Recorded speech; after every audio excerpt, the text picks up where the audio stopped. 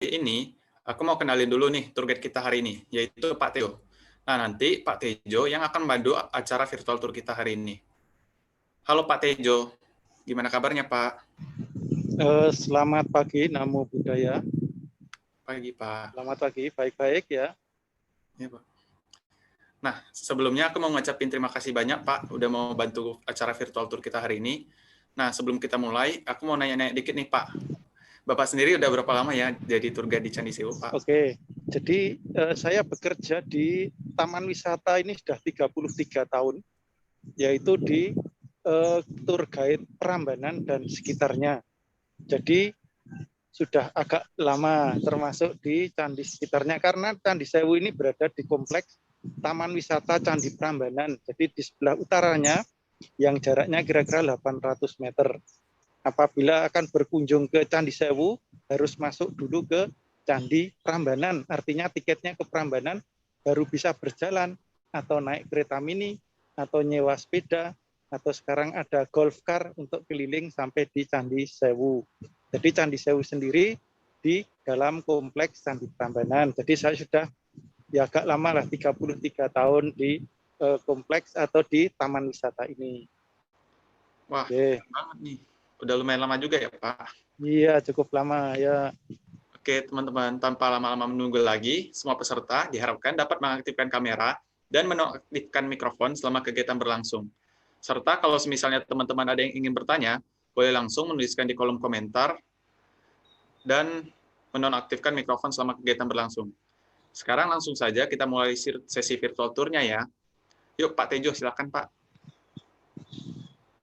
Baik, terima kasih. Kita sekarang sudah berada di depan Candi Sewu, tepatnya di pintu sebelah timur. Jadi pintu masuk Candi Prambanan, Lumbung, Bubrah maupun Sewu, pintu utamanya itu di sebelah timur. Jadi kita masuknya di sebelah timur. Candi ini letaknya di utara Candi Bubrah. Jadi Candi Sewu ini merupakan pusat Candi Buddha di Prambanan, terbesar nomor 2 setelah Borobudur. Di sekeliling Candi Sewu sebetulnya ada 4 candi. Kalau kita menghadap ke timur ada Candi Gana 100 meter dari Candi Sewu. Di sebelah selatannya ada Candi Bubrah. Di utaranya ada candi tapi sudah rusak, jadi pemukiman penduduk, namanya Candi Rejo. Dan di sebelah barat sekarang, yaitu ada candi tapi juga sudah hancur, itu namanya Candi Ngeblak, dan sampai sekarang belum direnovasi candi itu. Jadi Candi Sewu merupakan pusatnya atau sebagai induknya Candi Buddha di Prambanan. Dan candi ini sendiri dibangun berdasarkan prasasti, itu ada prasasti Klurak yang ditemukan, itu tahun 784. Itu selesai pembangunannya. Tapi ada prasasti lagi, nama candinya ini bukan Candi Sewu. Nama candinya adalah yaitu Manjusri Graha, sesuai dengan prasastinya, yaitu tahun 792. Jadi candi ini merupakan candi yang sudah tua, sudah abad ke-9 ya, 8-9 ya. Dan dibangun oleh Raja Rake Panangkaran dari Kerajaan Mataram kuno. Rake Panangkaran. Ya, dan di candi sekitar sini juga banyak candi Hindu yang mengelilingi candi-candi Sewu. Penamaan Candi Sewu sendiri itu berdasarkan cerita rakyat yang dikaitkan dengan cerita Candi Prambanan atau Candi Roro Jonggrang. Walaupun secara sejarah ini Candi Buddha, Candi Sewu ini, tapi dalam kaitannya ceritanya dengan mitos Candi Roro Jonggrang. Ya, Candi Sewu, tapi jumlahnya bukan 1000 di sini, jumlahnya ada 249.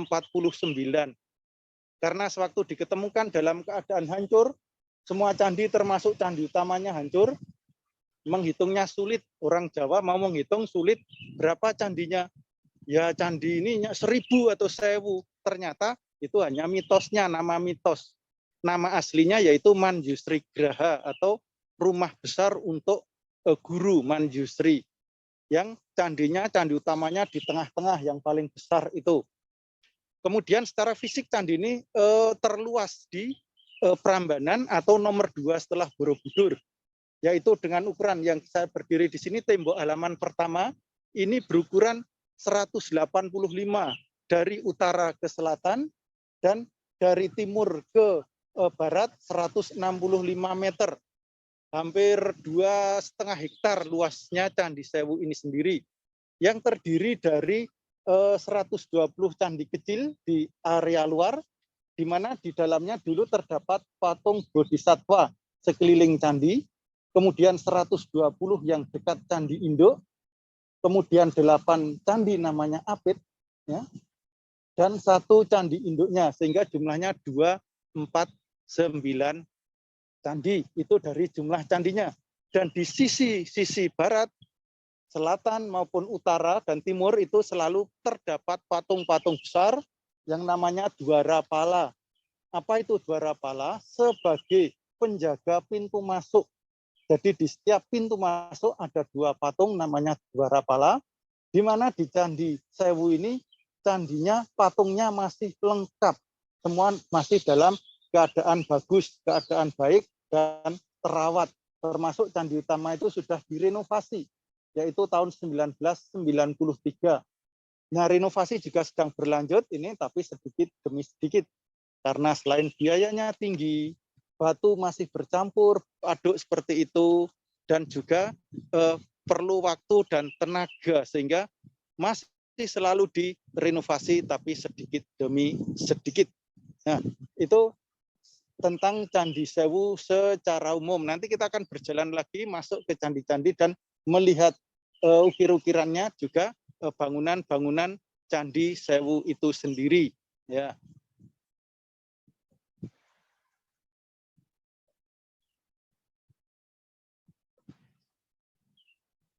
Kita mau masuk ke Candi Sewu dari arah pintu timur, ya. Nah, yang saya katakan tadi, di sini ada patung namanya patung Dwarapala. Apa itu Dwarapala? Dwara artinya pintu masuk. Jadi pala itu penjaga. Ini penjaga pintu masuk. Jadi saya katakan setiap pintu masuk ada 2 patung besar raksasa namanya Dwarapala. Ini tingginya 2,30 meter, ya, 2,3. Sama, kanan kiri ini sama. Jadi setiap pintu masuk ada patung Dwarapala sebagai penjaga pintu masuk. Ini ciri khas dari Candi Buddha. Di Prambanan tidak ada karena di sana Candi Hindu. Ini adalah Candi Buddha. Seperti di Pelausan juga ada. Pelausan itu 1 kilometer dari sini, sebelah timurnya itu juga Candi Buddha. Di sana ada juga patung Dwarapala. Nah, patungnya asli atau tidak ini? Kalau orang bilang dulu, wah ini tidak asli karena putih. Ternyata patungnya asli. Semua patung di sini asli. Dibuktikan dengan apa? Kita tahu asli. Batunya masih ada ukir-ukirannya. Dan juga biasanya batu baru diberi tanda timah kecil. Kalau Anda lihat candi atau patung yang ada tanda timah kecil, paku seperti ini, ya, seperti di batu-batu ini adalah batu baru. Jadi kalau Anda lihat batu yang ada pakunya ini adalah batu baru dan sudah disambung dengan semen. Jadi ini patungnya asli karena tidak terdapat paku atau timah untuk membedakan. Jadi patungnya asli, abad ke-8.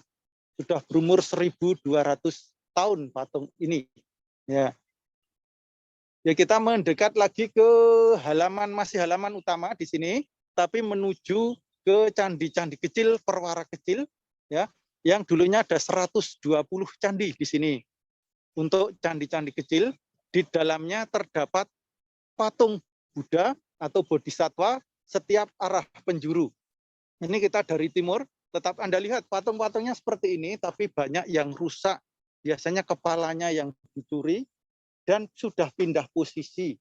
Karena apa? Selain karena gempa bumi, jadi candi ini pernah rusak tahun 1006.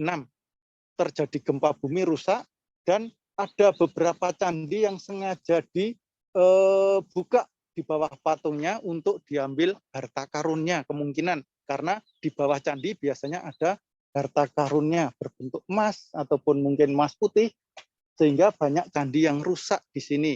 Jadi selain karena bencana juga kemungkinan ya itu disengaja dicuri. Ya. Sehingga untuk Candi Sewu ini sendiri banyak patung Buddha, tetapi tidak ada kepalanya. Tidak ada kepalanya.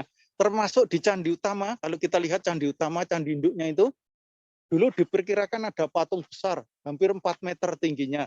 Sesuai dengan altar yang ada di sana, itu diperkirakan patungnya sekitar 4 meter tingginya, terbuat dari apa? Perunggu, bukan dari batu tapi perunggu. Nah, patungnya mana? Selama direnovasi itu tidak diketemukan. Kemungkinan dijarah atau dicuri sebelum kemerdekaan atau semasa pemerintahan Belanda dulu. Kemungkinan patungnya dipotong-potong dan diambil. Karena kalau kita lihat pintunya 1 meter, tapi patungnya 4 meter. Bagaimana mengeluarkan? Pasti dipotong-potong dulu. Dan bagaimana dulu memasukkannya candi sebelum aslinya itu dulu. Ternyata dulu batu itu jadi dulu di tengahnya altarnya, kemudian patungnya dicor dengan menggunakan perunggu. Jadi patungnya perunggu. Baru candi diteruskan. Nah, itu teorinya seperti itu. Jadi di dalam candi utama itu sekarang kosong, tidak ada patungnya, tapi ada bekas tempat duduk patung atau altarnya masih ada. Yaitu yang masuknya dari sisi timur. Ya, ya kita mendekat masuk sisi yang ke tengah sekarang. Jadi kita masuk berjalan dari sisi timur. Ya. Oh ya, tingginya ini 30 meter. Ya, tingginya 30 meter. Kemudian kalau secara fisik ukurannya 29 kali 29 meter candi induknya. Yang tingginya itu 30 meter. Sudah pernah direnovasi tahun 1993, kemudian direnovasi setelah gempa 2006. Jadi beberapa kali renovasi candi ini. Nah, jadi patung-patungnya semua sama seperti ini, ya tergantung dari posisi bodhisatwanya, yaitu berbeda-beda. Ya, tetapi ini banyak yang rusak patungnya, banyak hilang kepalanya. Ya. Kalau yang di candi sebelah kita depan ini namanya Candi Apit sebagai penjaga. Nah, jadi di antara tempat patung-patung Buddha atau rumahnya Bodhisatwa, di situ ada 2 candi lagi. Ya. Kalau kita lihat sebelah kanan dan kiri saya ini ada candi lagi namanya Candi Apit. Fungsinya juga untuk penjagaan itu. Ada 8, jadi timur 2, barat, selatan, dan utara. Semuanya ada 8. Ya.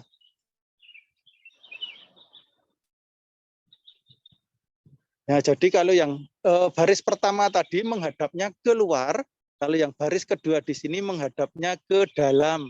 Nah, di sini menghadapnya ke dalam, patung-patung Budanya sebelah kanan saya ini juga itu patungnya menghadap ke dalam, tapi yang sisi pertama itu keluar. Ya, memang posisi candinya seperti itu dan berjarak kira-kira 1,5 meter, 1,5 meter itu ada candi-candi yang lainnya, sehingga kelihatan banyak sekali candinya.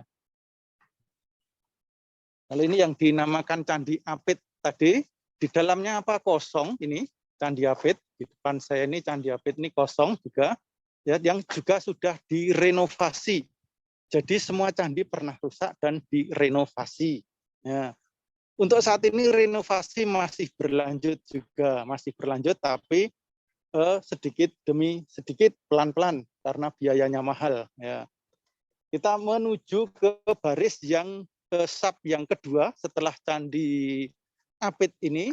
Di depan saya masih banyak sekali candi-candi kecil-kecil, tetapi kalau kita tilik, kita lihat di dalamnya itu ternyata kosong. Ya, ini bekas candi yang sudah rusak tinggal separuh ini. Ya, ini dalamnya kosong. Ya, tidak terdapat patung. Tidak terdapat patung. Di sebelahnya juga itu juga kosong, tapi tidak terdapat bodhisatwa. Nah, fungsinya apa? Nah, diperkirakan fungsinya itu untuk meditasi yang mendekatkan diri. Sudah dekat dengan candi induknya ini untuk meditasi.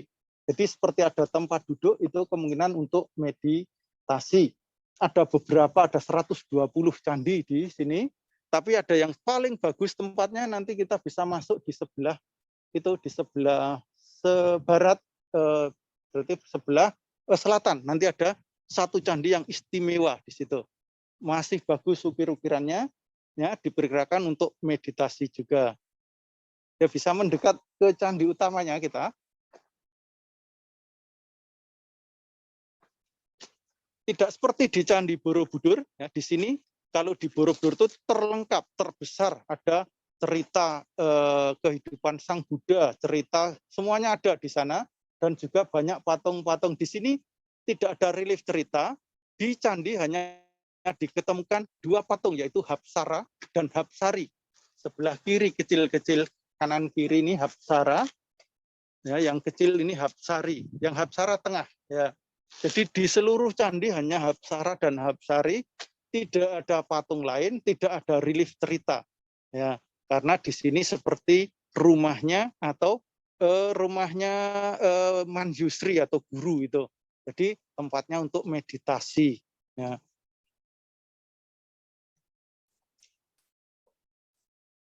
Nah, ini yang candi utama, ya, sudah direnovasi 2 kali minimal ini, ya.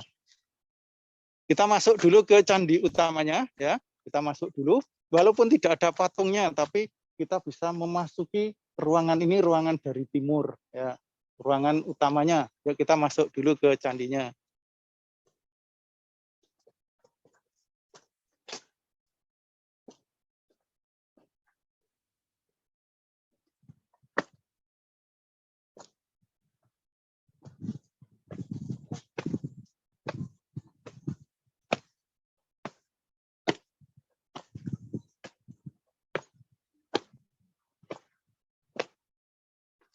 Nah, sebelum masuk candi, kita menemukan hiasan ukir-ukiran. Ini sebetulnya ukir-ukiran ini umum di semua candi, baik candi Hindu maupun Buddha. Ini namanya makara. Apa itu makara? Yaitu kepala buaya, ya. Kemudian ada kala di atas pintu masuk itu. Kala itu kepala raksasa. Baik candi Hindu maupun Buddha biasanya ada hiasan kala yang di atas kepala raksasa, makara di bawah kepala buaya. Di bawahnya terdapat satu patung kecil yang menyangga candi. Ya, ini namanya Gana. Jadi Gana itu makhluk seperti manusia tapi sangat kuat, biasanya penyangga candi. Kalau ini batu baru, nggak ada. Ya, ada batu baru, ini nggak diukir, nggak boleh diukir. Kita masuk ke sini, ruangan 1.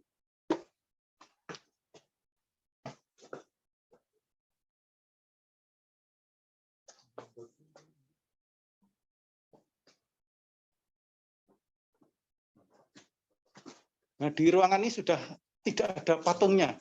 Kemungkinan ini kan tempat untuk duduk bodhisatwa juga, Buddha di sini. Tapi sudah hilang, tidak ada. Termasuk di ruangan ini dari sisi timur, di ruangan terbesar ini. Ya, di ruangan terbesar ini kita bisa masuk ke sana, tapi agak gelap sedikit. Ya. Nah, kebetulan saya bawa baterai ini untuk menerangi di dalamnya.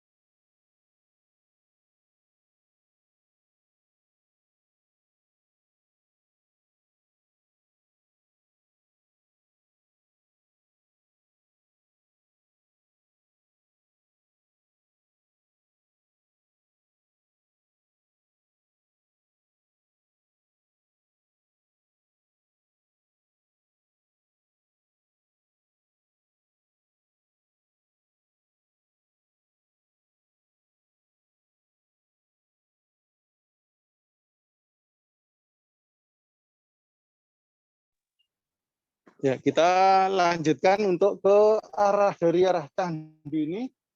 Ya, kita dari luar belok ke kanan kita ya. Kita turun ke arah kanan. Biasanya kalau di Jawa Tengah setelah turun dari candi itu kita beloknya ke kanan yang disebut dengan apa? Pradaksina. Kalau di Borobudur juga turun ke kanan untuk membaca reliefnya, ceritanya. Di Prambanan pun juga kalau sini kita harus tetap ke kanan walaupun tidak menemukan relief cerita-ceritanya.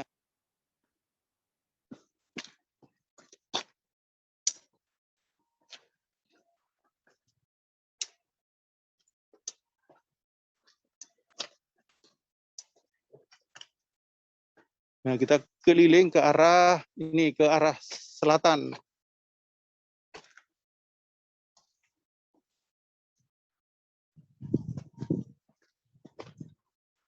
Nah, sebelah kiri saya ini kelihatan patung-patungnya, ukir-ukirannya masih bagus. Ini Hapsara yang tengah dan Hapsari, semuanya sama. Bentuk dari candi semuanya sama. Nah, ini juga akan saya tunjukkan tempat yang paling bagus di dalamnya untuk meditasi, yaitu sebelah sisi selatan di sini.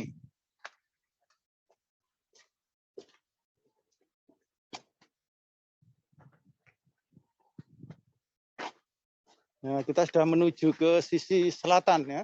Kita sisi selatan di luar candi. Ya, kita bisa masuk di ruangan ini ya. Ini terdapat ukir-ukiran yang paling bagus.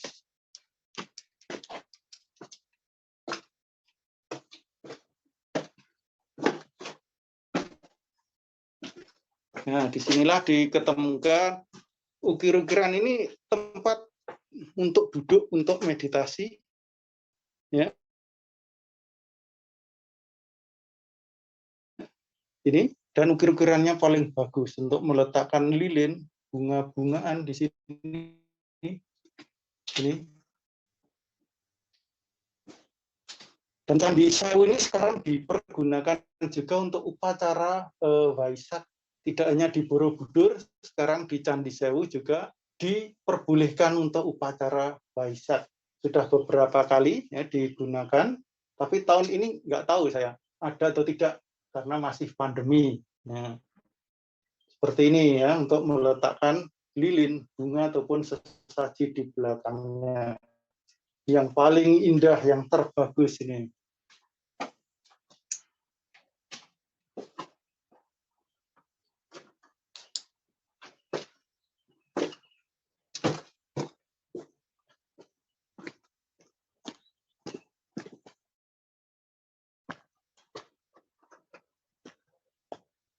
Ya, kita bisa kembali lagi ke Candi Utama untuk mengelilingi Candi Utama. Kita mau masuk tapi nanti kita di luar candinya. Kita masuk ini pintu selatan. Di mana di sebelah selatan juga terdapat patung Dwara Pala. Hanya kelihatan satu kalau dari sini, tapi ada dua juga seharusnya. Ya. Ini beberapa candi yang sudah direnovasi. Ini sudut ini. Ya. Jadi sudah banyak yang sudah direnovasi, tapi sebagian besar belum. Ya.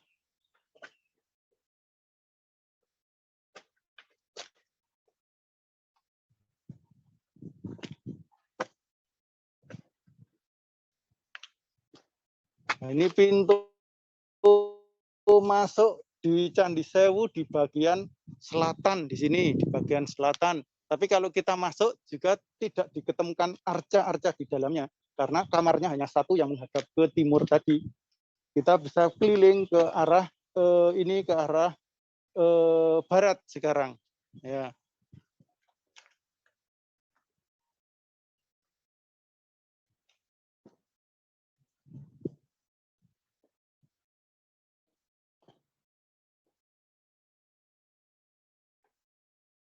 Ada ahli yang mengatakan bahwa candi ini dulunya satu saja di tengah, pintu-pintu masuk yang sebelah selatan, barat, dan utara ini tambahan saja.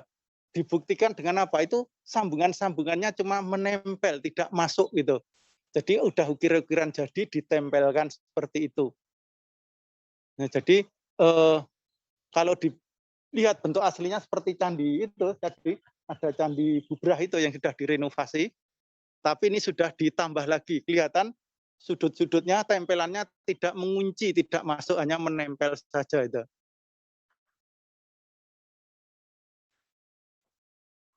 Ya,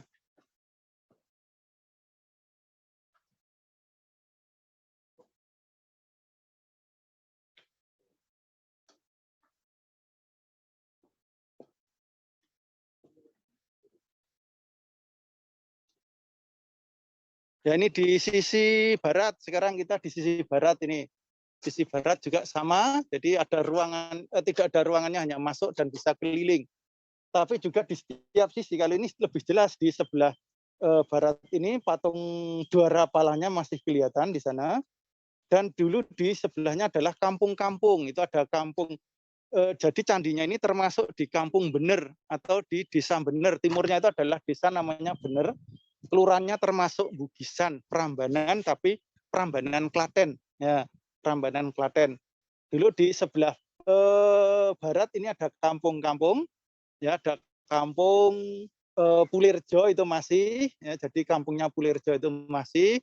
Terus ada kampung lagi di sebelah selatannya, Ngangkruk sudah tidak ada lagi, dipindahkan. Jadi sekeliling candi ini dulu juga merupakan kampung-kampung. Ya, jadi di situ dulu kampung-kampung yang sudah dipindahkan. Selain kita bisa masuk keliling menikmati candi-candi, juga bisa melihat kampung di sekitaran yang dulu tinggal terlalu dekat dengan candi dan dipindahkan ke luar taman. Jadi ini candi ini masuk di dalam taman seluas 86 hektar, bagian dari Candi Prambanan yang ada di paling utara. Ya. Ada yang nanya. Ya. Iya. Jadi ada yang nanya, kenapa batunya yang baru kayak gini nggak boleh diukir, Pak? Oh ya, baik. Terima kasih atas pertanyaannya. Ada yang nanya, yaitu batunya nggak boleh diukir. Nah, ini dibuat setelah ordonansi pemerintah Belanda. Mengapa?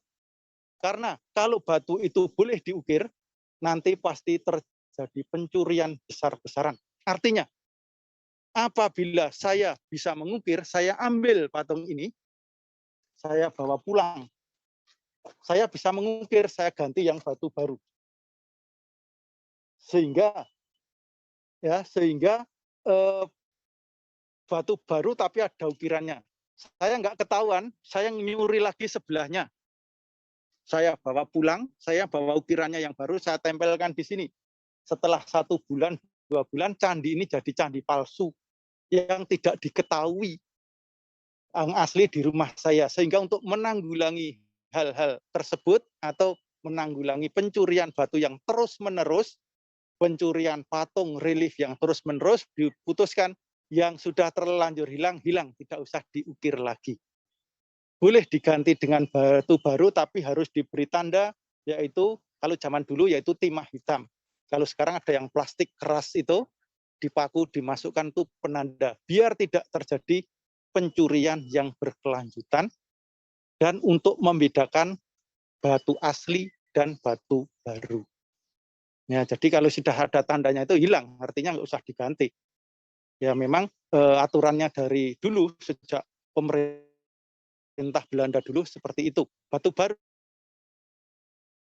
tidak boleh diukir, diberi tanda. Kalau dulu timah hitam, sekarang ada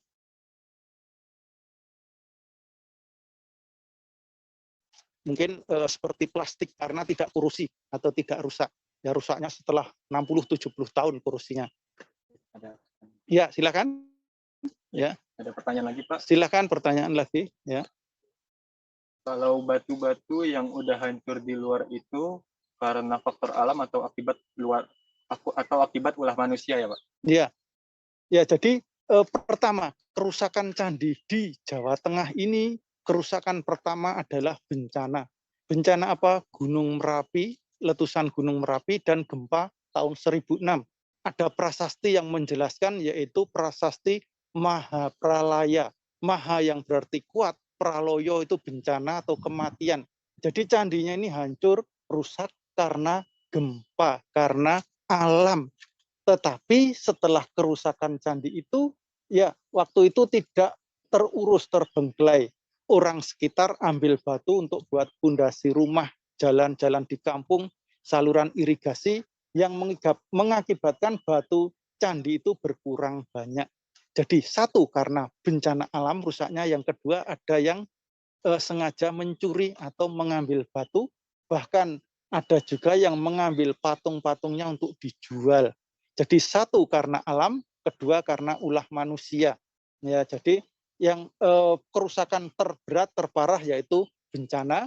Kemudian yang berkurangnya batu ini itu ulah manusia, sengaja dicuri. Seperti itu. Ya. Ya, kita berjalan di arah barat ini, ya. Di sana masih ada patung yang berdiri, yang duduk tegak, itu patung Dwarapala. Sana itu Dwarapala yang artinya penjaga di sisi barat, ya, di sisi barat. Ya.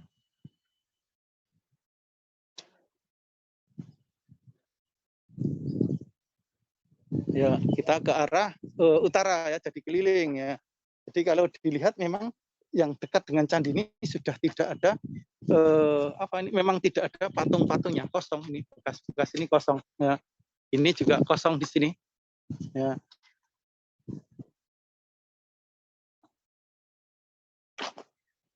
Ya.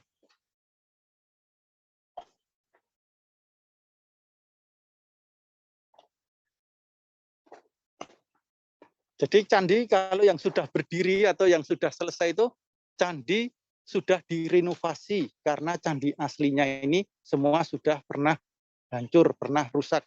Jadi kalau kita lihat kok candinya banyak yang sudah berdiri, asli atau tidak asli batunya, asli candinya, tapi sudah direnovasi.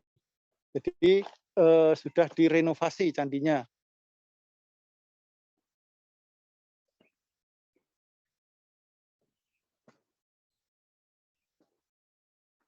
Nah, batu-batunya ini berasal dari Gunung Merapi yang mengalir lewat Sungai Opak atau Kali Opak.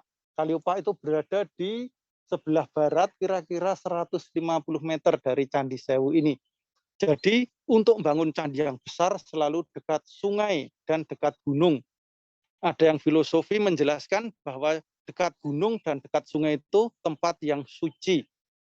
Tapi alasan lainnya untuk menemukan materi, yaitu batu, kerikil, pasir untuk membuat candi mudah, dan sepanjang tahun ada air, artinya daerahnya subur, bisa untuk tempat tinggal dan bertahan hidup. Borobudur juga dekat sungai, namanya apa? Elo dan Progo. Di sini dekat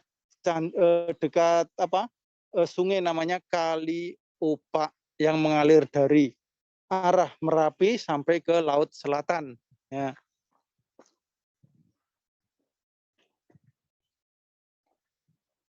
Ya, kira ke utara, ini sudah di sisi utara, ini banyak candi yang sudah selesai. Di sisi utara tinggal satu ini aja di depan kita, di depan saya ini, yang belum direnovasi.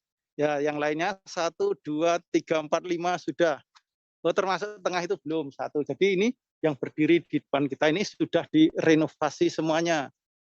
Ya, ada yang batu asli, tapi untuk renovasi sekarang menggunakan semen dan besi dicor gitu. Kalau aslinya itu menggunakan lego atau batu kunci. Bukan dari putih telur, ada yang bilang itu putih telur, ternyata salah. Enggak.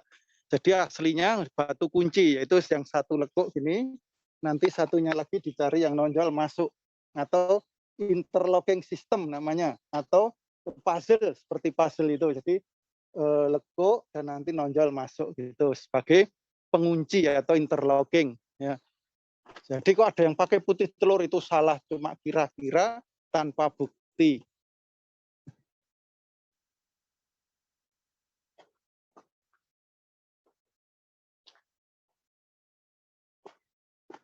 Nah, ini candi-candi yang sudah selesai, tapi ya memang kosong di sini tempat meditasi.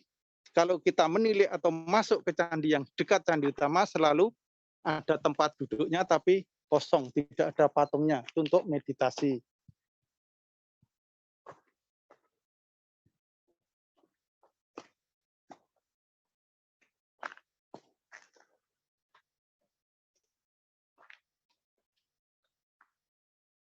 Nah, kalau ini belum direnovasi sebelah kanan saya ini, sedangkan lainnya sudah. Ya kemungkinannya apa? Batunya tidak cukup atau kurang dari 70% atau mungkin proyeknya belum diutamakan. Jadi ada beberapa candi yang memang dekat candi utama tapi belum direnovasi. Nah, kita sudah di sisi utara ini, kita di sisi utara. Jadi sudah mengelilingi candi dari timur keliling ke sisi utara, di sisi utara. Tapi kalau Anda berkunjung ke candi, biasanya dari Prambanan diantar pakai golf car atau kereta mini, turunnya di pintu utara, masuk baru keliling. Ya, nah, ini pintu utaranya biasanya diantar di sana, berhenti, keliling, terus melihat candi-candi dan kembali lagi. Tapi jalur kita yang betul tadi dari timur keliling, Pradaksina ke kanan mengelilingi candi ini.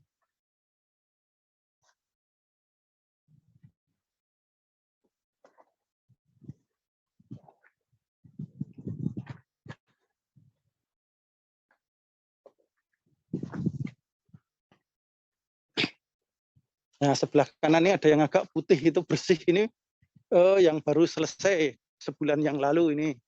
Ya, baru selesai sebulan yang lalu sebelah kanan saya ini. Jadi masih berlanjut ini selesai. Kemungkinan nanti ada proyek lagi. Tapi ini yang jelas sebelah kanan saya ini baru selesai, masih kelihatan putih bersih. Belum lumutnya belum tumbuh. Nah, nanti untuk perawatan perlu dengan menjaga agar tidak tumbuh lumut, rumput atau jamur di atas bebatuan, karena kerusakan candi sekarang banyak dari iklim atau dari hujan itu, sehingga perlu perawatan. Ya, dari bawah sampai atas harus dibersihkan untuk menjaga kelestarian candi ini, ya, untuk menjaga agar tetap awet dan tetap berdiri tegak candi ini, selalu dirawat, dibersihkan. Ya. Ya, ini sisi utara ini banyak candi-candi yang belum selesai, ya, hancur juga tapi belum selesai. Terbukti di sekitaran candi itu tidak ada ukir-ukirannya yang masih rata, masih halus. Kalau dilihat sini kan semua ada hapsara dan hapsari.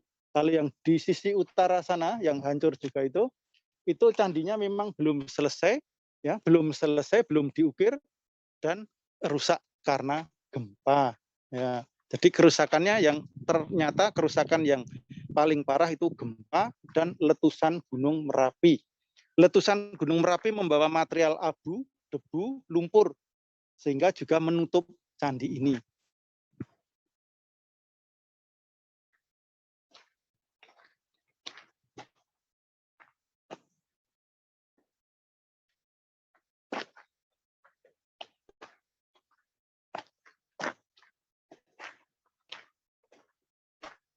Nah, candi ini sebelahnya juga sudah selesai direnovasi. Kelihatan apa? Ini masih banyak batu-batu yang masih bersih-bersih ini. Ini artinya baru saja selesai, belum ada 2 bulan ini, kan? Jadi sudah selesai direnovasi. Nah, yang ini juga, ini kalau rata ini artinya batu apa? Batu baru. Batu yang rata ini batu baru. Yang batu baru ini tidak boleh diukir. Ya, yang tadi ada yang bertanya, kok diberi tanda memang untuk membedakan. Nah, ini batu baru tidak boleh diukir. Dan sambungannya menggunakan semen. Ya, ini semen ini. Ya, jadi ini yang halus, ini batu baru. Tidak boleh diukir. Ya.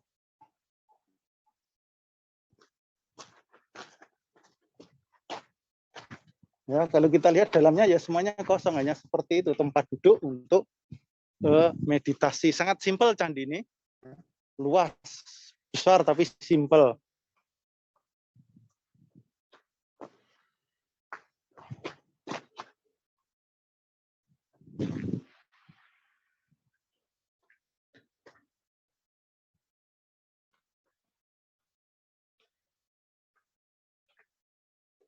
Ya, kita sudah kembali ke pintu timur, ya, sudah ke arah pintu timur atau tempat masuk kita tadi, ya. Kita langsung keluar dari sini juga, sini.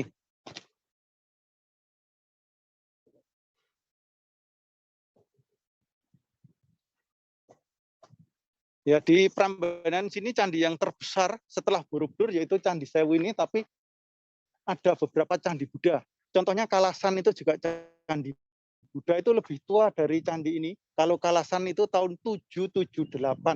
Kalau ini 784, kemudian diselesaikan 792. Jadi ini terbesar tapi setelah Candi Kalasan. Jadi ada Candi Kalasan, ada Candi Sari di dekatnya, ada Candi Lumbung, Bubrah, Sewu, kemudian ada Candi Plausan di timur sana, ada Candi Gana yang saya sebutkan tadi. Jadi sekitar ada 8 candi Buddha di sekitar Prambanan sini.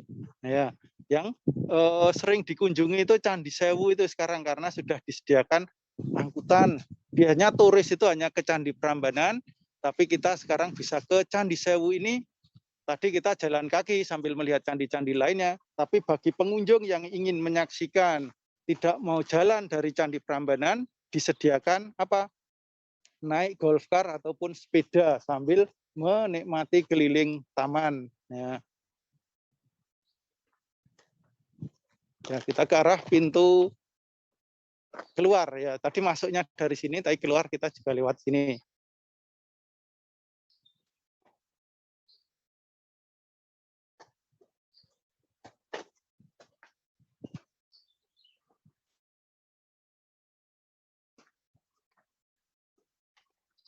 Untung sekali hari ini tidak ada pengunjung, jadi kita bisa jalan melihat sekelilingnya tanpa pengunjung lainnya.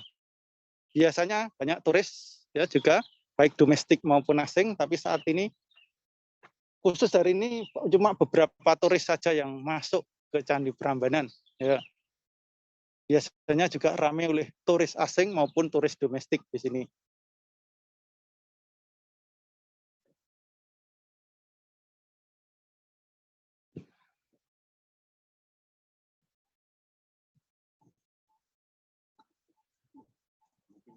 Ya.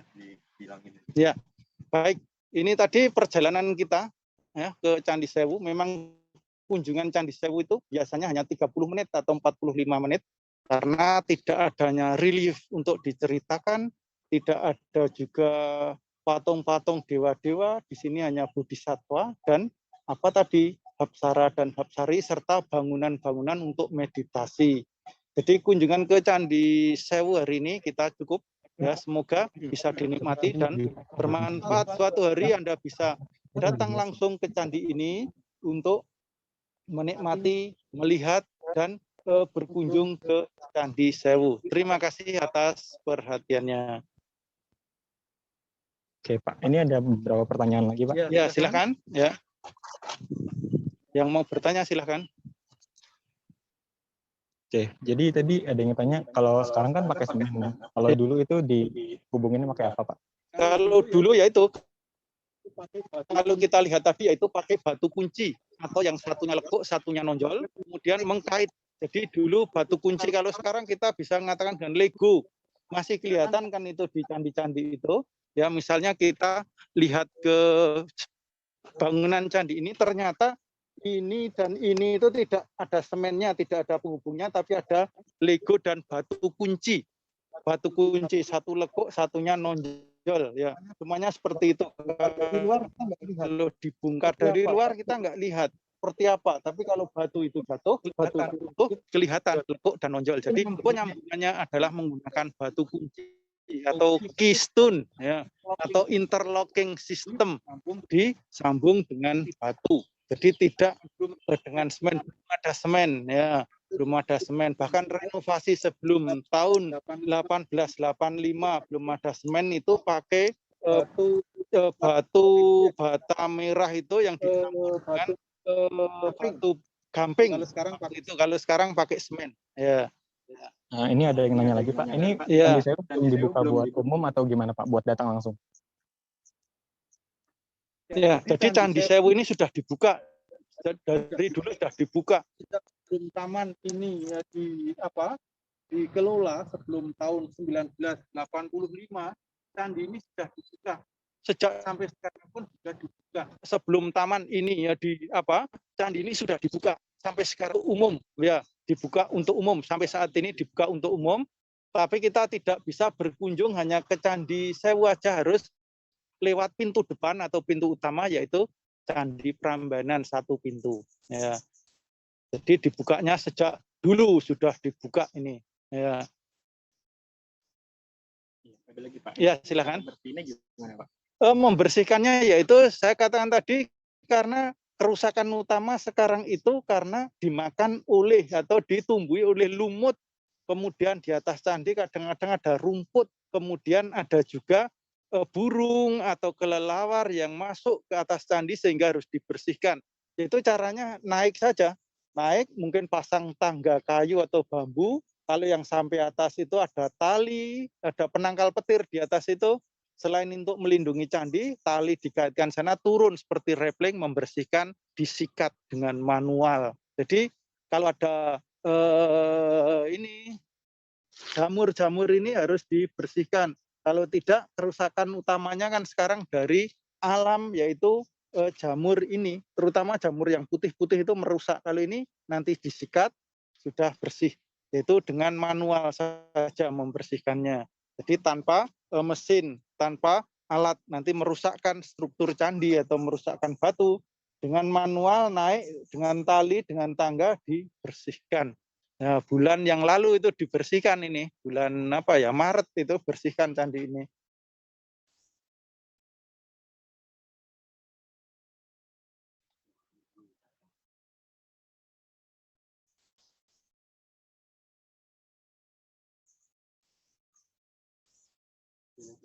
Ada lagi yang bertanya. Ya, silakan ya, yang bertanya lagi ya.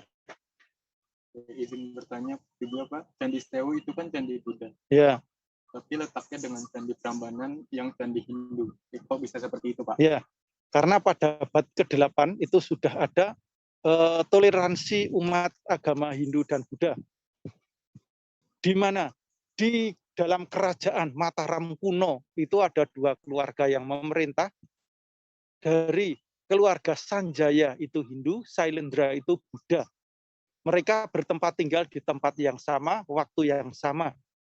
Tapi mereka bisa hidup berdampingan dengan tanpa saling menyerang ataupun merusak. Bahkan mereka saling hidup bersama-sama. Ya, jadi itu menunjukkan toleransi yang sudah tinggi waktu itu antara Raja Hindu dan Raja Buddha. Bahkan akhirnya Raja Hindu, Rakai Pikatan, itu meminang anak dari Raja Samaratungga dari Borobudur. Akhirnya diberikanlah Pramudiawardhani atau anak raja dari Borobudur, Samaratungga, dan menghadiahkan Candi Plausan, artinya Candi Hindu dan Buddha. Jadi mengapa kok berdekatan? Memang sudah terjadi terjadi kehidupan yang harmonis waktu itu antara umat Hindu dan Buddha.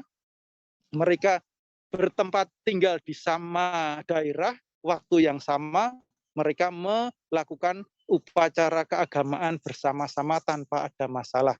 Dan diperkuat lagi yaitu dibangunnya Candi Plausan untuk dua umat Hindu atau sering disebut Candi Kembar itu. Jadi sudah ada toleransi yang sangat tinggi antara agama Hindu dan Buddha yang dipimpin oleh raja yang sangat bijaksana dan dipertemukan Raja Hindu, permaisurinya Buddha, Pramudiawardhani itu tadi.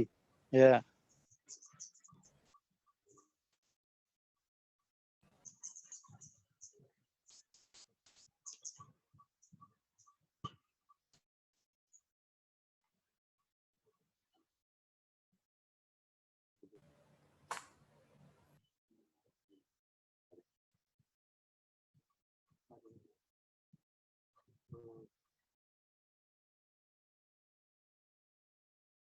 Ya, oke. Terus kalau Roro Jonggrang itu di Candi Sewu atau bukan ya Pak ceritanya? Nah, kalau dari penamaan tadi ini adalah jelas Candi Buddha karena rumahnya seorang guru Manjusri Graha. Tapi ketika diketemukan hancur, ya dibuatlah cerita atau legend atau mitos yang ada kaitannya dengan Roro Jonggrang. Candi Roro Jonggrang itu sendiri adalah candi Prambanan atau candi yang terbesar, Candi Siwa, itu candi Hindu. Dan Roro Jonggrang sendiri itu sebetulnya adalah Dewi Durga, istri dari Siwa. Sebetulnya secara religius, secara keagamaan tidak ada kaitannya. Tapi orang Jawa membuat cerita seolah-olah ada kaitannya dengan Keraton Boko di atas bukit. Ya. Kemudian ada Keraton Boko itu Candi Buddha juga. Ya, namanya Abayagiri dulunya. Terus dikaitkan dengan Candi Prambanan yang ada patung Dewi Durga, dibuat mitos.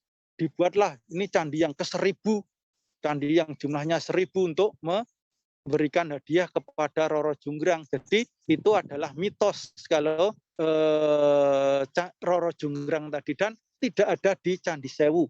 Patung Roro Jonggrang atau Dewi Durga itu di Candi Siwa, Candi Prambanan, di candi induknya Candi Siwa menghadap ke utara. Kalau di sini dulu ada patung Manjusri, ya, dan patung Bodhisatwa serta patung apa tadi Hapsara-Hapsari. Tidak ada patung dewa ataupun dewi di sini. Jadi Roro Jonggrang tidak di Candi Sewu. Itu hanya mitos cerita rakyat yang dikait-kaitkan, dan Candi Jonggrang adalah Candi Siwa. Patungnya menghadap ke utara, nama aslinya Dewi Durga. Gitu.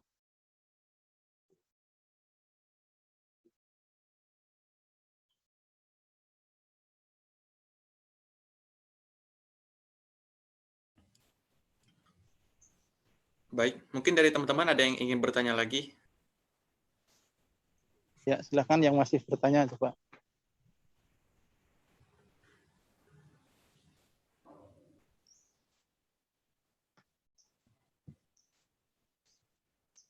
Ya, kalau Candi Boko itu juga Candi Buddha, ya, rajanya. Kalau nama aslinya Boko itu bukan Keraton Boko, itu Abayagiri.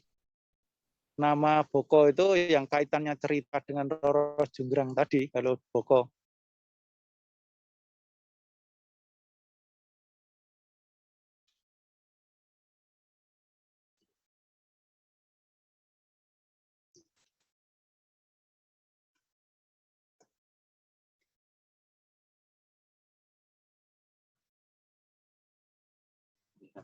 Ya.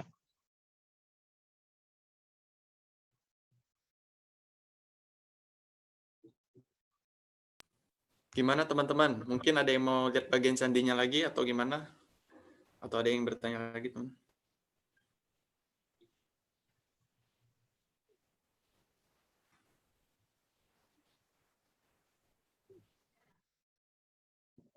Ya, silakan. Izin bertanya, Pak. Ya, silakan. Candinya ini sendiri selain meditasi biasanya digunakan untuk apa ya, Pak? Ya, candinya ada banyak sekali. Iya, jadi ada dua fungsi utama, yaitu untuk pemujaan. Pemujaan atau ucapan terima kasih atau apa, saya nggak tahu di upacara Buddha itu. Banyak umat Buddha yang datang sini juga untuk seperti pemujaan atau ritual, tapi dan juga untuk meditasi. Dua itu, yaitu karena tadi kita tahu Manjusri Graha artinya rumah guru, pemujaan kepada Bodhisatwa, dan juga penenangan diri untuk meditasi. Jadi dua itu fungsinya. Kalau dilihat dari struktur candi, patung yang ada, dan sejarahnya, jadi dua tempat itu, pemujaan dan tempat meditasi. Ya.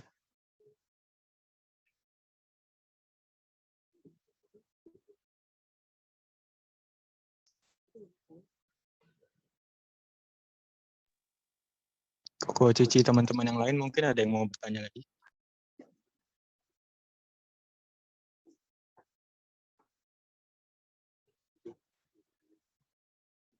Ini ada lagi, Pak. Ya, monggo silakan ya.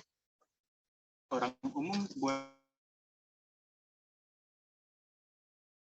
meditasi di sini nggak, Pak, katanya, Pak? Ya, karena Borobudur, Prambanan, dan Ratu Boko, kalau siang hari dan waktunya itu tidak terlalu lama, boleh. Tetapi kalau untuk malam hari ini ditutup jam 6 sore. Tapi untuk saat ini jam 4 sudah tutup, jam 3 sudah tutup. Jadi ada izin tertentu kalau mau agak lama di sini atau semalaman, ada izin tertentu. Ya, seperti di Candi Prambanan boleh, tapi ada tempat khusus dan izin tertentu. Di sini pun bisa, tapi ada izinnya nanti ke kantor Purbakala Jawa Tengah yang letaknya ada di dekat Candi Plausan sana. Perizinannya diperbolehkan atau tidak tergantung keputusan sana. Kalau siang ini mau meditasi jam 6 pagi datang sampai jam 6 sore masih bisa. Ya, karena dianggap sebagai pengunjung umum. Tapi kalau ada ritual upacara yang agak lama atau menginap, harus izin ke dinas ke Purbakala. Itu letaknya di depan Candi Plausan sana ada kantor Purbakala Jawa Tengah, karena ini ada di Jawa Tengah. Yang untuk Keraton Boko atau Kalasan itu bisa juga, tapi izinnya di kantor Purbakala Bogem Kalasan di situ. Jadi tergantung lama meditasinya. Kalau hanya sekedar 1 jam, 2 jam, 3 jam siang hari sambil berkunjung boleh. Tapi kalau sampai malam, sampai menginap, sampai ada upacara, itu harus izin instansi terkait, yaitu kantor Purbakala. Ya.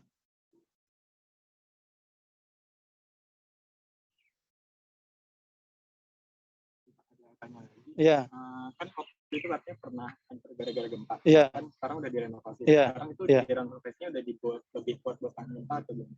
Iya, karena dulu waktu membangun candi itu tidak menghitungkan letaknya di dekat daerah tektonik, dekat gunung atau daerah yang potensi gempa itu belum dipikirkan, sehingga fondasinya pun ini tidak dalam, digali paling 2 meter, jadi tidak terlalu dalam. Dengan tinggi candi hampir 16 meter, hanya 2 meter itu enggak dalam. Sehingga untuk saat ini, untuk membangun, merenovasi, dibuatlah candi ini, digali, diketemukan fondasi terbawah itu nanti diganti dengan semen yang lebih kokoh, naik sampai di bodinya, sampai atapnya, di dalamnya adalah semen dan besi. Kemudian antara batu dan batu yang lainnya disambung dengan besi lagi, masih dimasuki semen, agar kalau terkena guncangan, candinya ini tetap berdiri satu sama lain, batunya masih berkait. Jadi sekarang sambungannya tidak dengan batu kunci, tapi dengan besi dan semen, jadi lebih kuat. Sudah dipikirkan bagaimana kalau terkena gempa tidak rusak lagi. Terbukti Candi Prambanan yang candi besar itu sudah dipikirkan, sehingga gempa 2006 tidak rusak lagi. Nah, ini candi-candi lainnya juga sudah direnovasi, fondasinya sudah diganti agar lebih kuat. Jadi sudah dipikirkan lagi supaya tetap bertahan dan tidak terjadi gerakan tanah. Kalau Anda lihat candi-candinya ini kan agak melengkung atau turun ya, posisi tanahnya itu juga. Jadi kalau renovasi nanti dibuat stabil, fondasi lebih dalam lagi. Ya. Jadi diperkuat, lebih kuat lagi. Ya.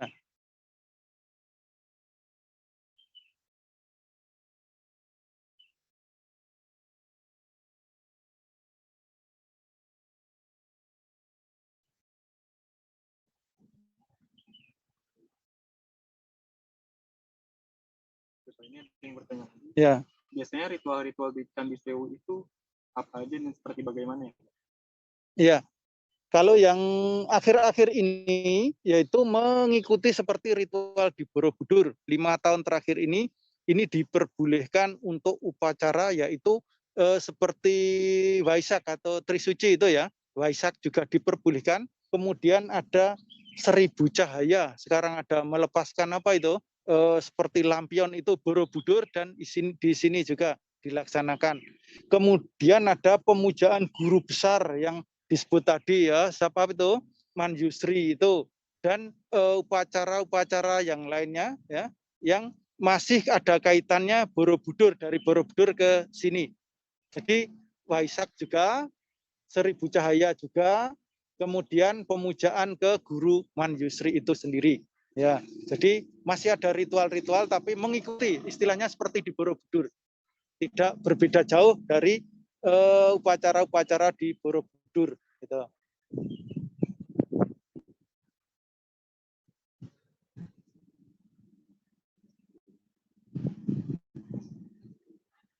Boleh lanjut ke Oke, ya. Baik, untuk Candi Sewu kita sudah selesai. Kita mau berkunjung lagi, jalan sekitar 100 meter plus 100-200 meter dari candi ini, kita menuju ke candi yang namanya Candi Bubrah. Yaitu Bubrah itu artinya hancur, karena waktu ditemukan hancur, tapi sudah direnovasi sekitar tahun 2017 ya. Jadi kita mau jalan kaki ke sana, arahnya yaitu di sebelah selatan Candi Sewu. Jaraknya dari candi ini sekitar 100 meter ya di selatannya. Baik, kita harus keluar dulu 100 meter ke arah selatan dan 100 meter lagi, berarti hampir 200 meter ya.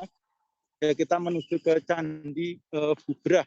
Sebenarnya di depan kita di dekat jalan raya itu ada candi lagi atau yang sering disebut Candi Gana.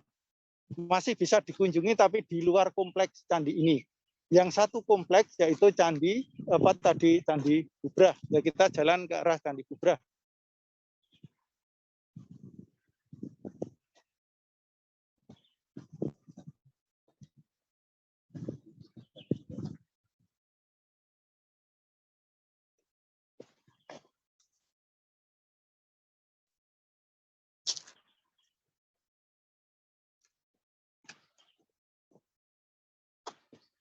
Ya, kita berada di sebelah timur candi dan di sini bisa melihat runtuhan-runtuhan dari candi yang belum direnovasi. Kalau yang di dalam tadi kita mendekat dan banyak yang candi sudah direnovasi. Kalau dari luar, dari sisi ini kelihatan belum banyak yang direnovasi. Ya.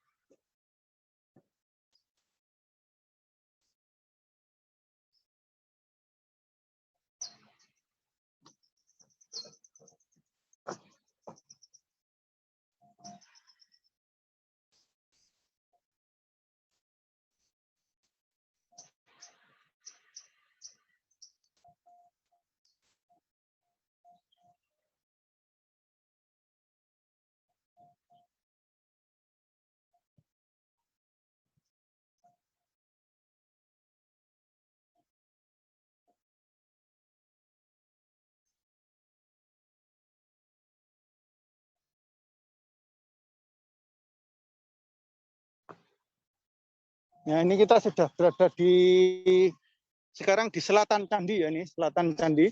Kelihatan kemegahan candi induknya dari kejauhan gini lebih kelihatan gagah. Ya. Dibanding Prambanan lebih rendah, ini 30 meter, kalau Prambanan kan 47 meter. Nah, juga diketemukan beberapa patung. Ini sebelah sisi selatan ini ada juga patung Dwarapala. Patung Dwarapala dari arah sisi selatan.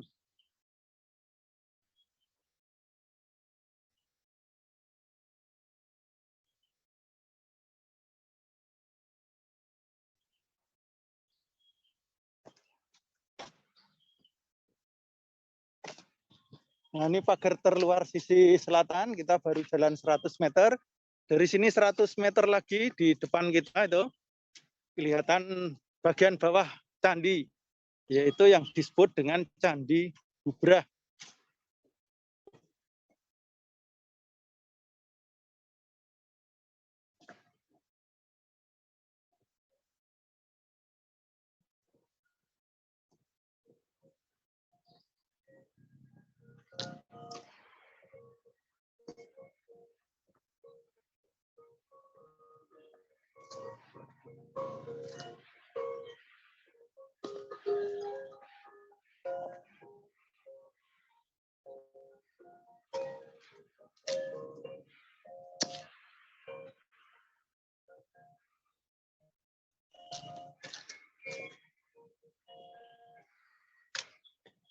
Nah, di belakang pepohonan itu sudah mulai kelihatan Candi Bubrahnya. Kita masih berjalan 50 meter lagi ke situ.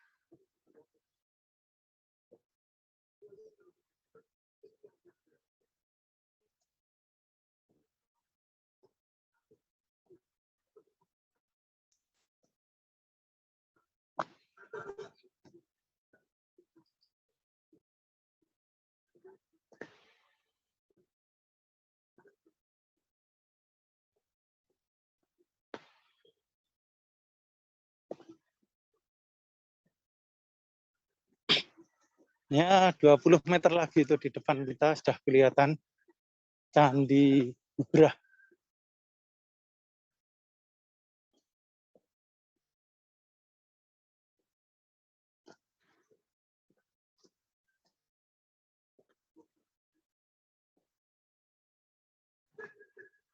Kita lewat pintu timur, sama seperti Candi Sewu tadi.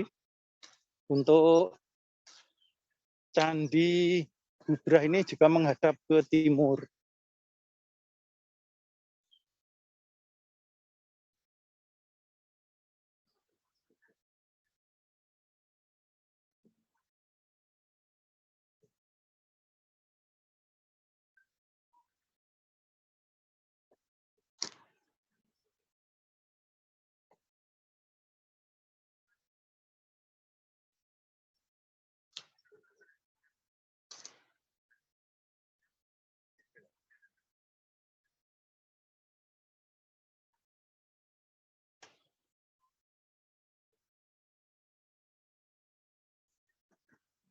Ya.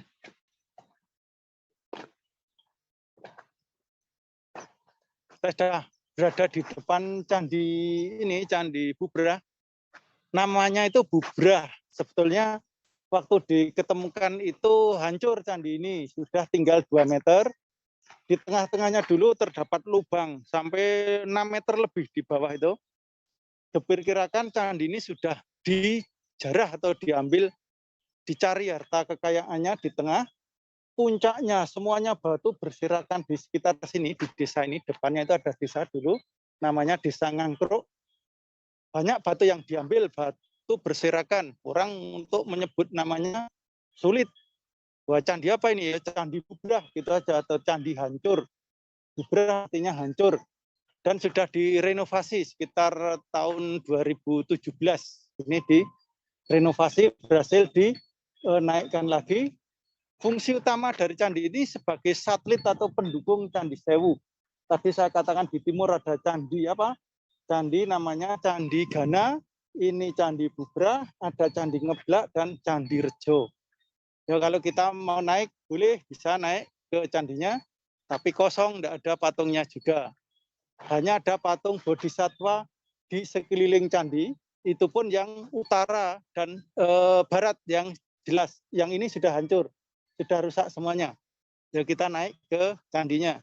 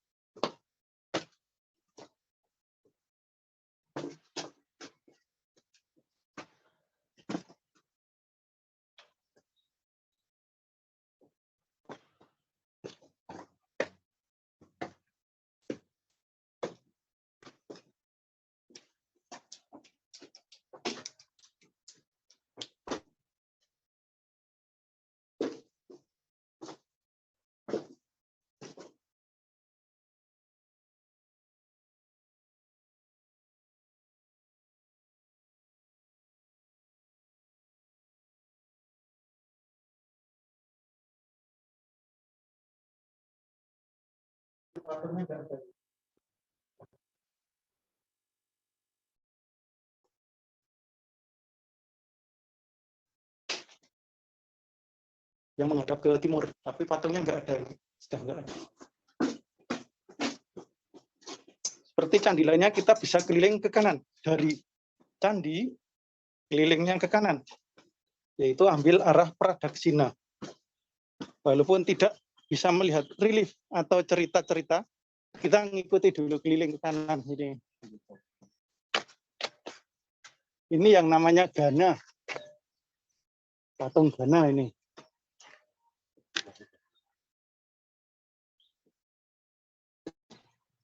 Nah, di sisi selatan pun patung Budanya atau Bodhisatwanya hilang. Yang bagus tadi dari utara dan barat masih ada beberapa nih.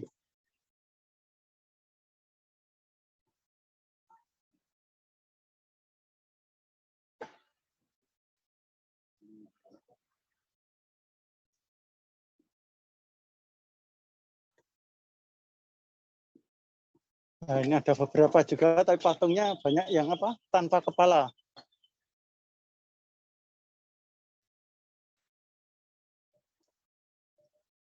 Kalau di depan kita itu ada batu-batu putih, itu batu asli. Itu batu asli, untuk apa itu? Rencana untuk melanjutkan renovasi ini, ada temboknya.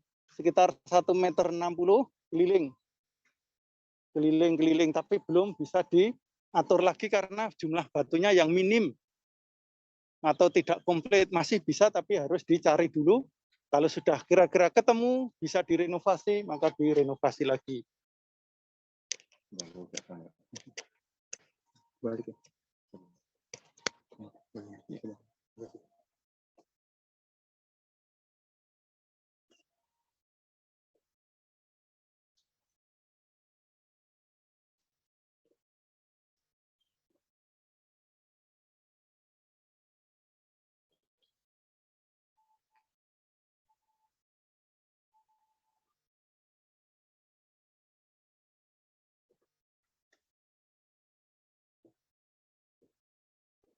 Nah, ini kelihatan jelas sekali, yang sebelah kanan ini adalah batu asli, masih ada ukirannya, yang kiri ini batu tambahan, batu baru. Tidak boleh dikir ya, tadi ada tandanya lubang itu, jadi menandakan batu baru di semua candi, tidak ada hanya Sewu, Prambanan, Borobudur, semua candi, batu baru tidak boleh diukir.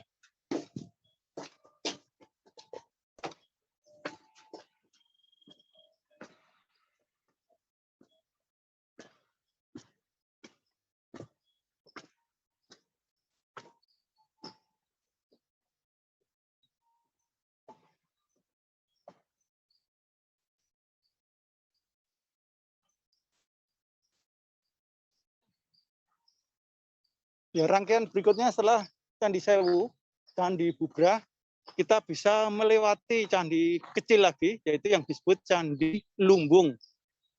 Ya, Candi Lumbung sekitar 100 meter juga dari selatan Candi Bubrah. Bulan kemarin satu candi selesai direnovasi. Jadi nanti kita bisa melihat candi yang masih putih, masih bersih sekali di Candi Lumbung itu.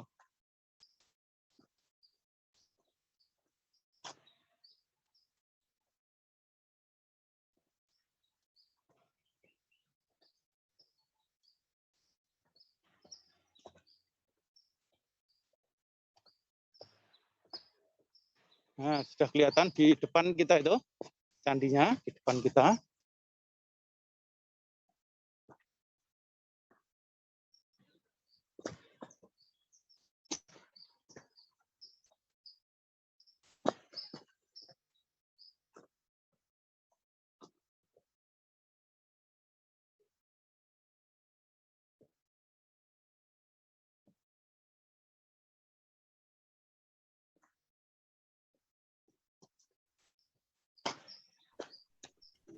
Maaf Pak, ini ada pertanyaan Pak. Iya, silakan.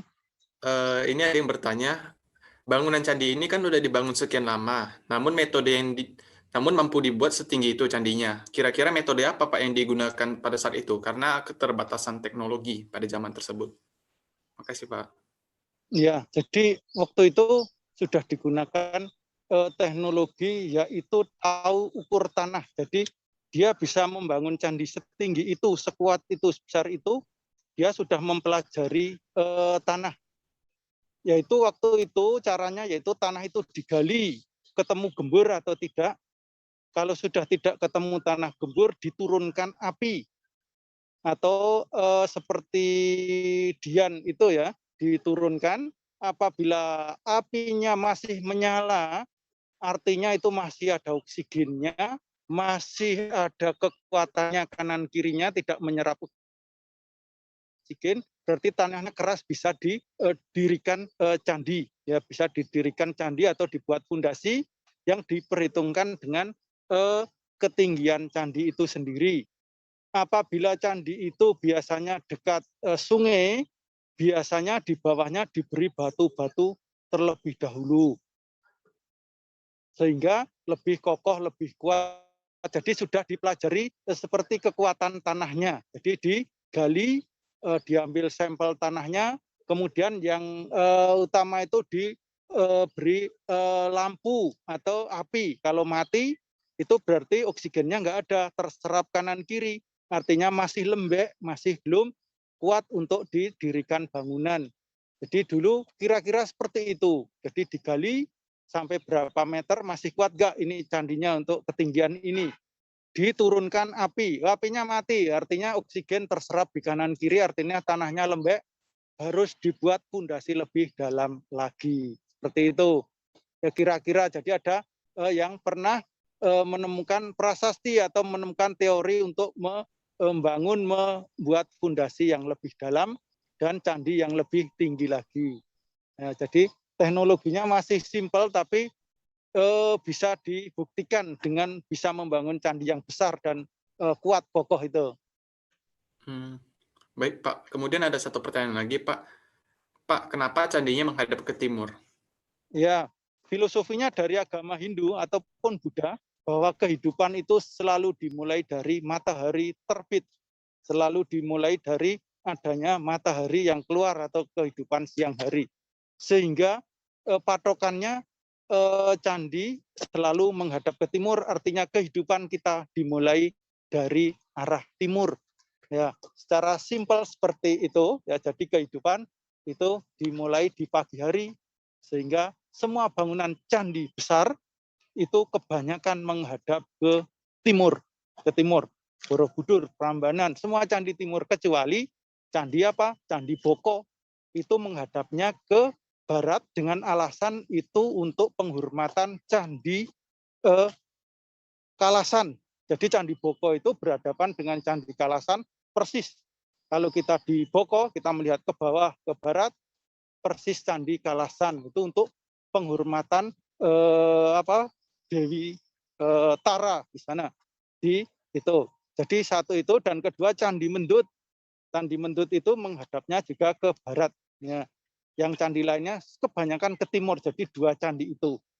Candi Buddha yang menghadap ke barat.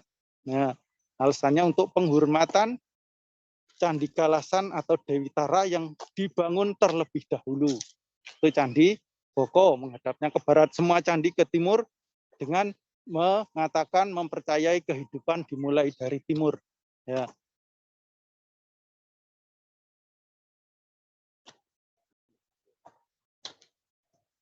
Nah, ini kita sudah mendekat di Candi Lumbung. Ya. Masih ada juga banyak onggokan batu sekitar kanan kiri ini yang juga nanti digunakan untuk renovasi candi. Sedangkan batu putih itu untuk fondasi dan dicampur dengan mortar. Mortar itu campuran campuran semen putih, gamping, itu dicampur untuk menutup atau mengganjal candi satu dengan batu yang lainnya. Ya.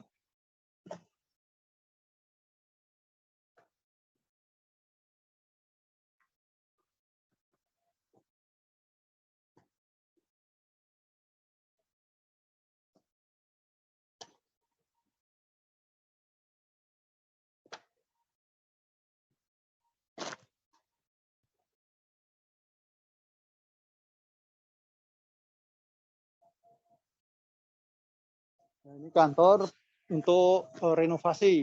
Ada tertulis pelaksanaan rehabilitasi. Jadi pelaksanaan renovasi untuk nomor urut candi yang 9 itu.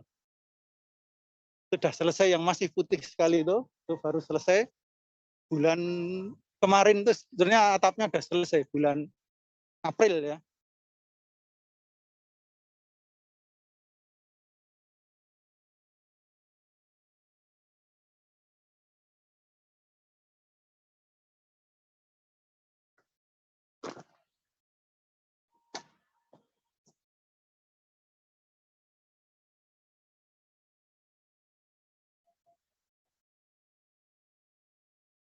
Nah, kita masuk ke candinya ini.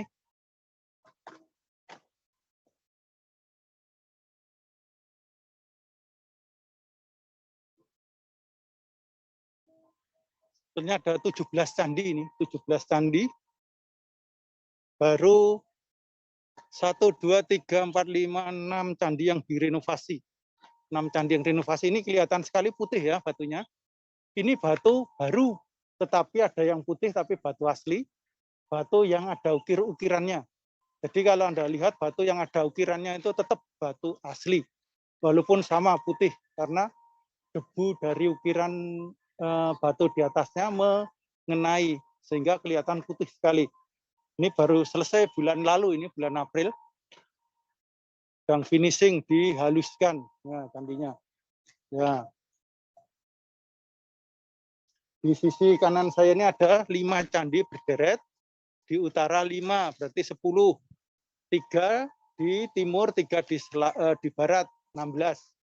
Dan candi utamanya di tengah itu 17 candi. Dan seperti di Candi Sewu tadi, ternyata ini untuk meditasi juga. Dan di candi yang tengah itu tidak diketemukan patung-patung, kemungkinan sudah hilang dan dicuri. Menghadapnya kemana? Candi utama selalu ke timur. Di luarnya terdapat patung Hapsara dan Hapsari saja. Ya, jadi kalau kita menengok ke dalam, apa isinya? Kosong, tidak ada patung-patungnya. Kita menengok ke dalam, ya hanya seperti tempat duduk, ya. Seperti tempat duduk seperti itu. Karena tidak ada bunga lotus ya di bawahnya itu, berarti bukan untuk meletakkan patung. Kalau untuk meletakkan patung Dhyani Buddha atau Buddha di bawahnya itu biasanya ada bunga trate, bunga lotusnya. Di situ tidak ada. Berarti memang bukan untuk meletakkan bodhisatwa atau patung bodhisatwa.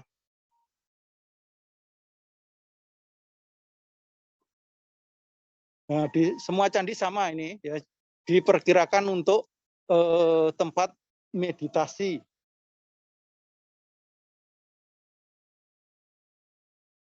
Nah, ini juga untuk tempat meditasi. Jadi tidak diketemukannya bunga lotus sebagai tempat berdiri atau duduk di dalam candi ini.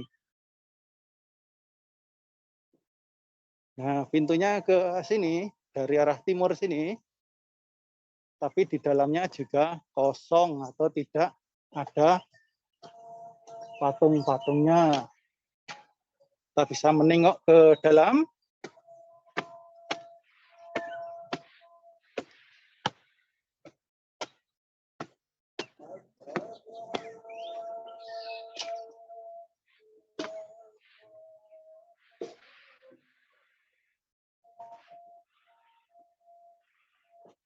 Ya, seperti ini dalamnya, tidak ada patung-patungnya.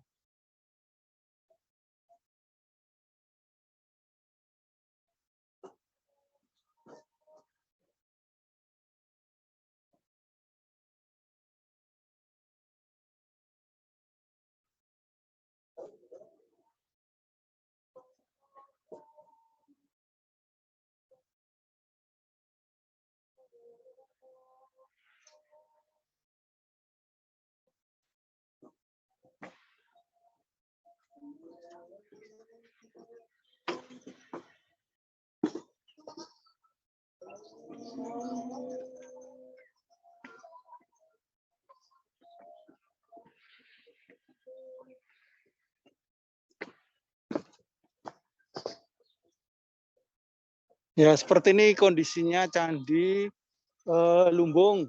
Seperti ini ya. Kunjungan yang simpel ya. Kita keluar lagi ke arah itu. Sebetulnya pintunya memang di timur ini, tapi karena ini untuk proyek, pintunya dilewatkan di sebelah barat, jadi bisa masuk ke barat nih.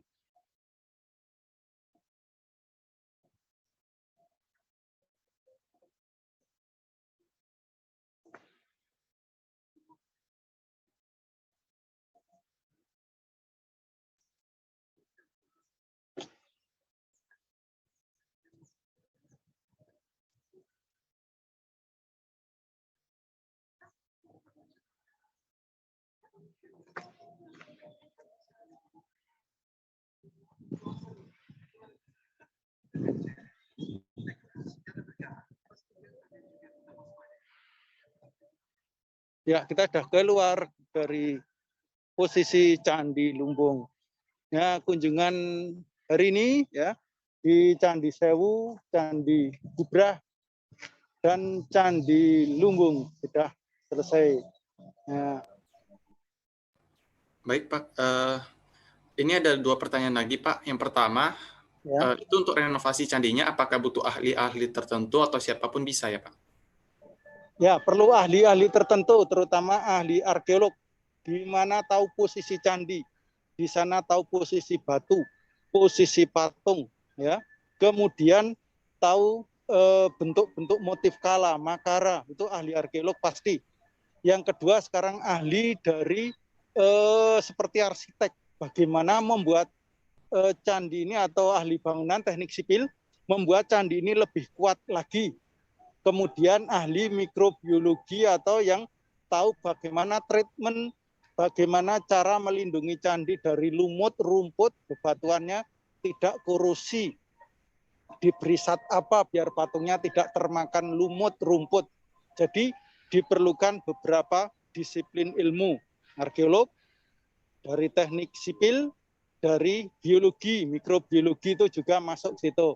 Jadi tidak hanya tenaga atau kulinya saja, tidak hanya ahli arkeolog, tapi beberapa disiplin ilmu dibutuhkan dalam renovasi candi. Ya, seperti itu. Jadi tidak hanya satu disiplin ilmu, tapi beberapa disiplin ilmu. Ya.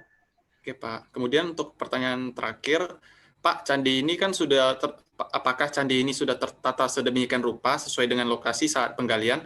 Dan apakah biasanya lokasi pembangunan candi ini sama dengan lokasi ditemukannya gitu, Pak? Ya, untuk lokasi candi itu selalu di tempat itu tidak bergeser.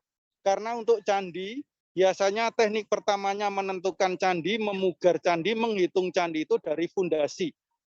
Mungkin fondasi pindah 10 meter, 20 meter dari posisi awal. Jadi untuk lokasinya memang seperti yang ada sekarang ini.